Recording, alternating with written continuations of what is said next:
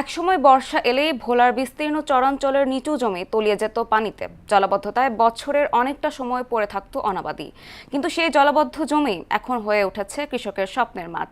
সর্জন পদ্ধতির চাষাবাদে একই জমিতে মিলছে মাছ ও সবজির উৎপাদন, ফলে বাড়ছে আয়, বদলাচ্ছে কৃষকের জীবন। জসিম রানার পাঠানো তথ্যচিত্রে জানাচ্ছেন ডলি বিনতে মনোয়ারা।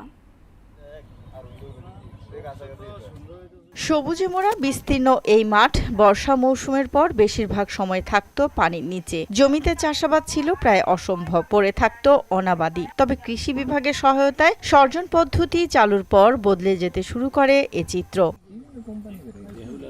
সর্জন পদ্ধতিতে জমির মাটি তুলে তৈরি করা হয় উঁচু আইল, সেখানে চাষ করা হয় বিভিন্ন ধরনের সবজি ও ফল, আর নিচের নালাগুলোতে চাষ করা হয় মাছ। ফলে একই জমি থেকে একসঙ্গে মিলছে আয়ের দুটি পথ, তৈরি হচ্ছে নতুন কর্মসংস্থান।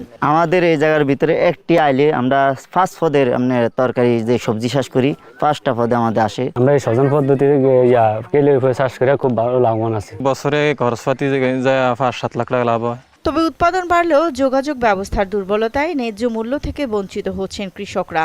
বাজারে যাদের কাছে আমরা মাল দেই বিক্রি করি, ওরও সিন্ডিকেট করে আমাদের মালগুলো ন্যায্য মূল্য আমরা এদের কারণে পাইতেছি না। আমরা এই সিন্ডিকেটের থেকে মুক্তি চাই, সরকারের কাছে হোক, দেশের মানুষের কাছে হোক, আপনাদেরকে এটার সুন্দর একটা সমাধান চাই। কৃষি পণ্যের সুষ্ঠু বাজার ব্যবস্থা নিশ্চিত করার উপর জোর দিচ্ছে কৃষি বিভাগ। কৃষি বিপণন অধিদপ্তর যদি এখানে একটু ভূমিকা রাখে, তাহলে কৃষক যে বর্তমান যে দাম পায় তার চেয়ে অবশ্যই অধিক মূল্য পাবে। কৃষক যাতে ন্যায্য মূল্য এবং ভালো মূল্য পায়, এজন্য সংশ্লিষ্ট ডিপার্টমেন্টগুলো যেন ভালোভাবে কাজ করে। কৃষি বিভাগের তথ্য অনুযায়ী শুধু চরফ্যাশন উপজেলাতেই চলতি মৌসুমে প্রায় 7,000 হেক্টর জমিতে সর্জন পদ্ধতিতে চাষাবাদ হয়েছে।